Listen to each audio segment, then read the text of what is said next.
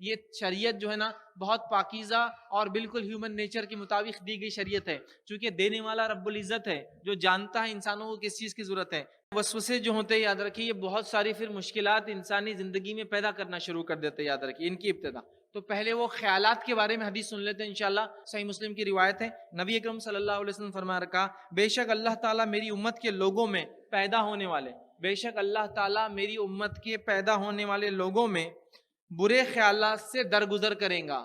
میری امت مطلب نبی اکرم صلی اللہ علیہ وسلم فرما رہے جتنے لوگ امت محمدیہ میں ہوں گے ان کی سوچ پر انشاءاللہ ان کی پکڑ نہیں ہونے والی۔ جتنے برے خیالات کس کے بارے میں بھی آتے ہو، اللہ کے بارے میں، رسول کے بارے میں، دین کے بارے میں، ماں باپ کے بارے میں، بچوں، سب کے لیے معافی ہے۔ تو پہلے تو یہ سمجھ جائیے صرف سوچ کی وجہ سے اللہ پکڑ نہیں کرتا، تو ڈپریس مت ہوئیے، پریشان مت ہوئیے۔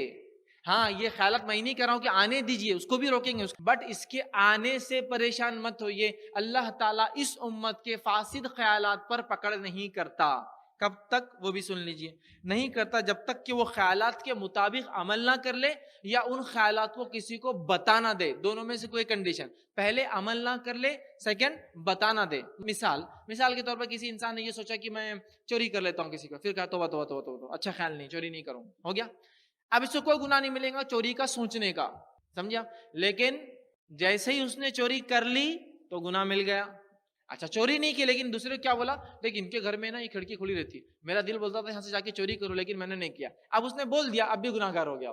کب تک گناہ گار نہیں ہے امت محمدیہ کا کوئی بھی مرد، کوئی بھی عورت، کوئی بھی بچہ، کوئی بھی بوڑھا؟ جب تک کہ وہ کسی خیالت پہ اللہ پکڑ نہیں کرے گا۔ کب تک کہ؟ جب تک کہ عمل نہ کر لیا، سیکنڈ بول نہ دے۔ تو آپ فاسد خیالات، وسوسے دل میں ہی ہے نا، خیال ہی ہے نا، الحمدللہ خیال پہ تو آپ کی پکڑ ہی نہیں کی شریعت نے، تو پھر کیوں پریشان ہو رہے ہیں آپ؟ لیکن ہاں یہ وسوسے پریشان بڑا کرتے ہیں، میں جانتا ہوں، لیکن گناہ کے بارے میں مت سوچیے، انشاءاللہ اللہ گناہ نہیں دیں گا۔ تو ڈونٹ بی ڈپریس، کم از کم مایوس مت ہو جائیے زندگی سے، سمجھ رہے آپ؟ مایوس کن زندگی مت گزاریے، ٹھیک ہے؟ تو یہ حدیث ہم کو ایک دلاسا دیتی ہے۔